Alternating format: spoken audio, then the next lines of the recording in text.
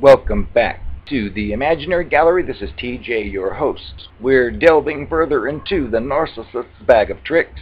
The narcissistic or cluster B person likes to set you up for failure, and I'm going to give you a few examples of that. So, if you have been a part of such interactions, it's a clue to wake up and smell the tuna fish. You're probably dealing with a toxic creature, no matter which of the cluster B it's labeled as.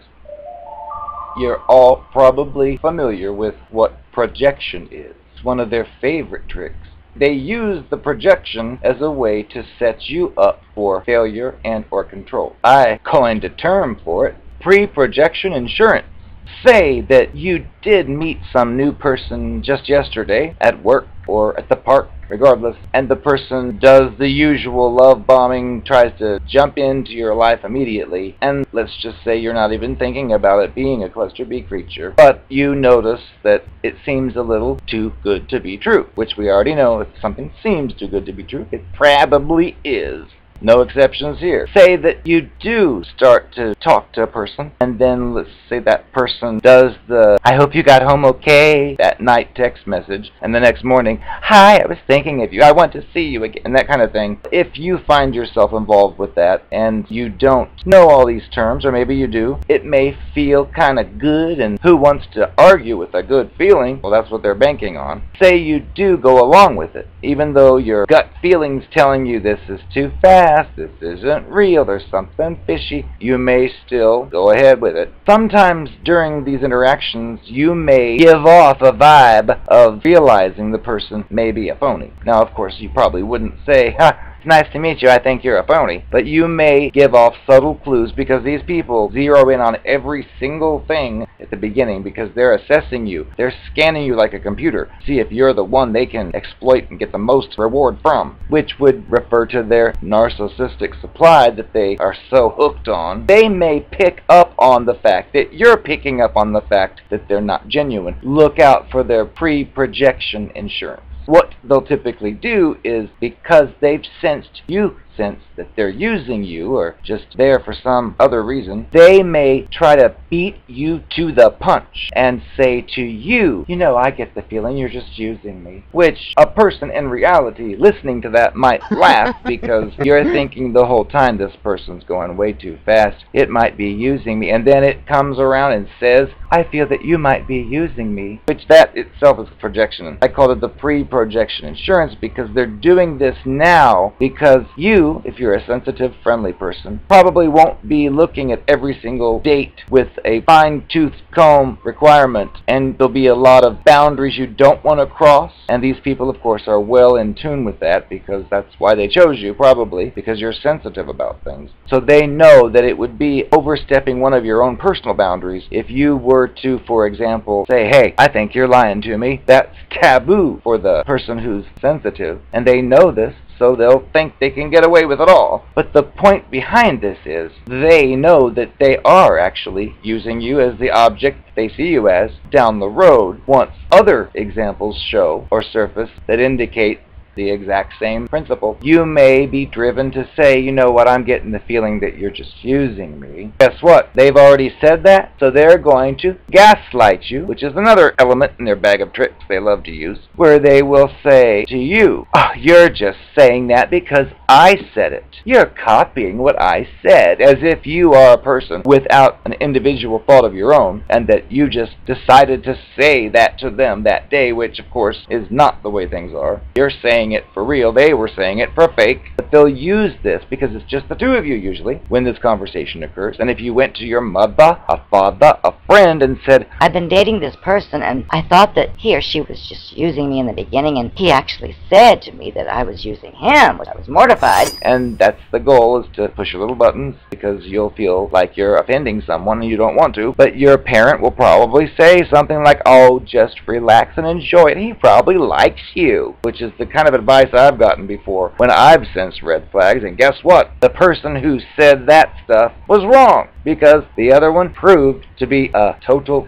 creature, and my instincts were spot on, but this other person was trying to talk me out of my own, which is kind of gaslighting too, but not with the same intent. But yes, they will try to do it first so that when you actually do it for real, they can say, oh, you're just copying me. Another thing they do with their gaslighting is they try to override reality, which I've talked about before, but there'll be times when you're with them talking and there's a conversation flow back and forth, and they'll actually say things that basically sound like propaganda, which place you in opinions you don't really have, or paint you in a picture of someone who is different from how you really are, but they'll just say it like it's real, and it's kind of a form of manipulation. And if you argue, that gives them supply. If you try to prove your point that they're wrong, gives them supply, and that's where they show their bullying, which I've called bullying because many times these creatures will present a particular opinion to you. Sometimes it's a really broad opinion, and it's like a cut and dry thing. A popular method these creatures will use to set you up for future triangulation involves their natural ability to be a covert bully. An example of that would be you meet a new person, and let's say you're a tobacco smoker. You meet this new person, and that person makes it a point right off the bat to say things like, oh, I'm anti-smoking. Smoking is so bad, it's horrible. Oh, I hate it, it's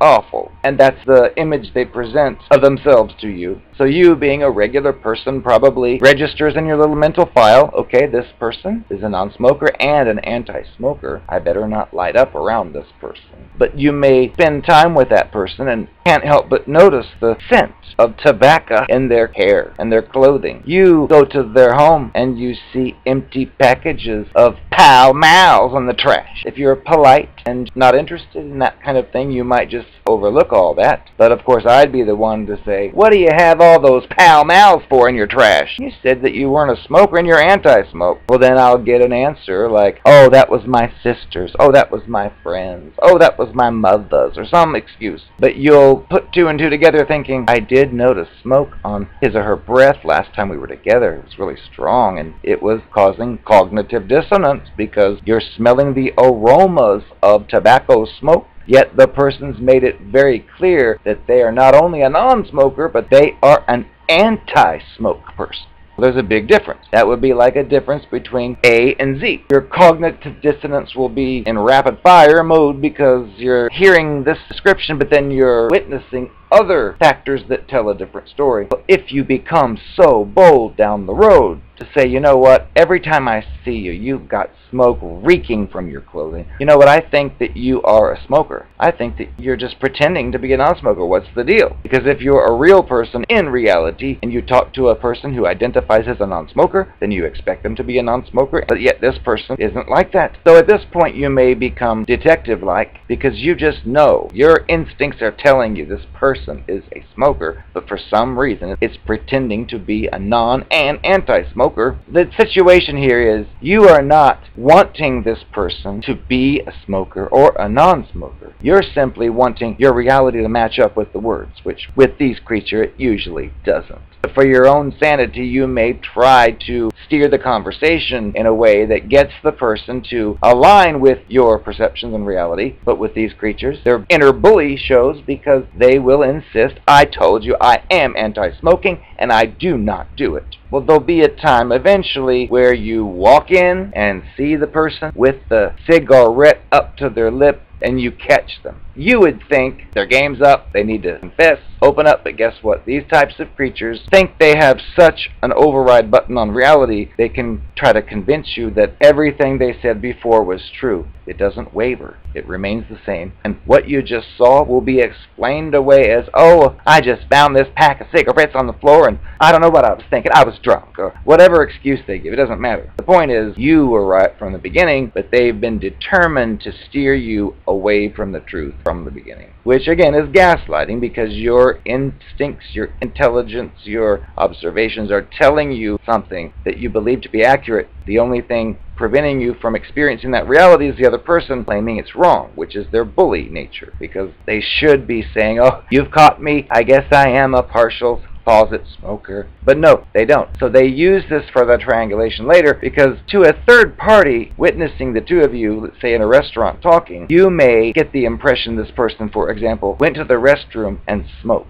Personally, you don't care if the person's a smoker or a non-smoker. However, you're holding them to their word, and you are feeling that they're deceiving you. So you may say, did you go in that bathroom and smoke? I bet you, let me smell that. Well, to a third party, you are going to look like a crazed lunatic nag, especially since these people have no conscience, no remorse, no guilt. They'll gladly tell others around you that he always gets on to me about being a smoker. I don't know what's wrong with him. And then here you are, fulfilling that role, saying, did you smoke it? I know. Yes, you did. Look at this matches. I can see the proof. And you will look like the crazed lunatic that you're intended to for their triangulation purposes. So be aware of such setups and do not fall for them if possible. This also kind of related to another one, which involves these creatures who think that they're the only ones who are ever right, that you are a mere object for their enjoyment, to be set aside when they see fit. You're not to think independently. Let's say the two of you are having a discussion and you come up with a brilliant idea. Let's say you live in a home with a huge backyard and you're interested in having a pet.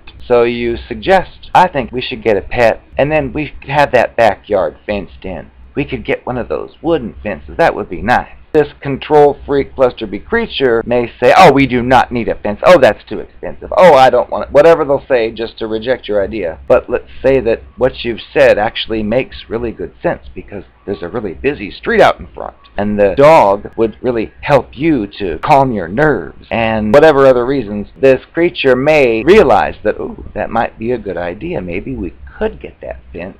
That dog, maybe two, so I can control the other person, because this is a dog lover. They wouldn't dare ever say, you know what, I've been thinking, and I think you're right, we should get a fence. No, they've already rejected that idea. But down the road, they decide that maybe that is a good thing. Rather than give you the credit you deserve, you're likely to hear them bring up in conversation something about how it would be a good idea to get a fence for the house, and they'll have arguments as to why that is, and you may be saying, that's what I said, but it will be lost on them. They won't even register it. You'll just feel like you're invisible for a moment because you suggested it. But for some reason, these creatures feel they have to be the one. If such a thing you suggested is a good idea, they're going to reject it initially, but then down the road, if it turns out to make a lot of sense, they'll want to claim it for their own, which is another form of their bullying. A non-abusive, non-manipulative, non-toxic person would just say, you know, I've been thinking about what you said, and it makes a lot of sense. You know what, I think I want to go ahead and get that fence on that dog. But you unfortunately won't have such conversations with these creatures, with one exception. They will sometimes appear to be a regular person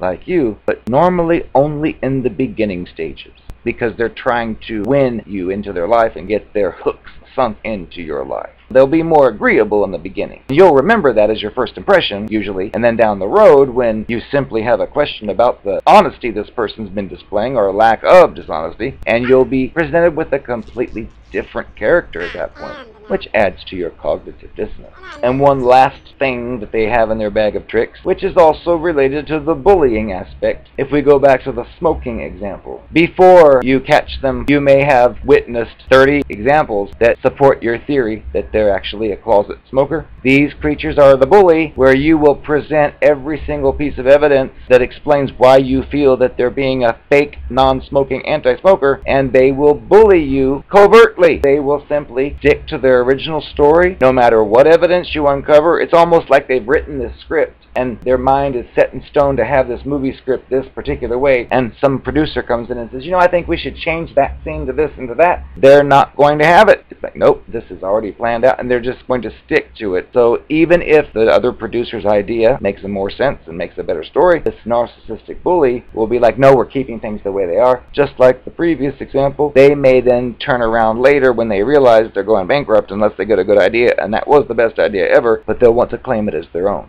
If any of this is familiar to you, this is a clue to get out while you can. Why? Well, because it only gets worse. I'm the Narcopath, and I love you. Another confession I'd be proud to tell you about. One of the first things that attracted me to you, you could say, was how heartbroken you were about your ex. Your ex-skank who you said cheated on you and lied to you. That sounded right up my alley, but I put those thoughts aside. I pretended to be emotionally concerned for you.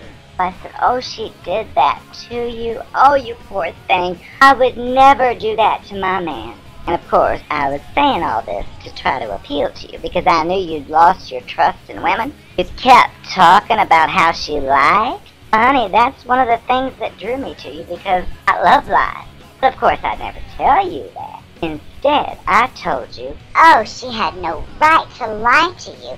You don't deserve that. It's not your fault. Oh, if you were my boyfriend, I would never lie to you. Goal was to become your girlfriend, and guess what? Like clockwork, like it always does.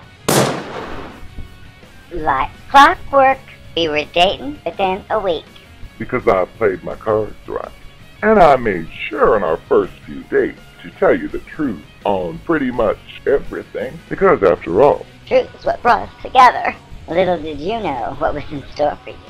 See, I happen to like the excitement of finding somebody who loves to be told the truth, who's anti-lie, because I'm one of the best liars there is out there. And I love to test my craft against people like you. I would never tell you this, but you were the perfect specimen. I just loved the first time. In fact, I put a few clues out there for you to find because I was getting sick of it, because I needed the adrenaline rush of you finding out I was lying, just so I could give you my straight face and say, what are you talking about? Are you becoming paranoid? I think you need help. I love to do that, especially when you've got like 10 pieces of evidence against me. I just pretend like I don't know what you're talking about and that you've imagined it all, and it drove you crazy. And honey, that was the goal. It gives me a sense of pleasure to know that I duped you.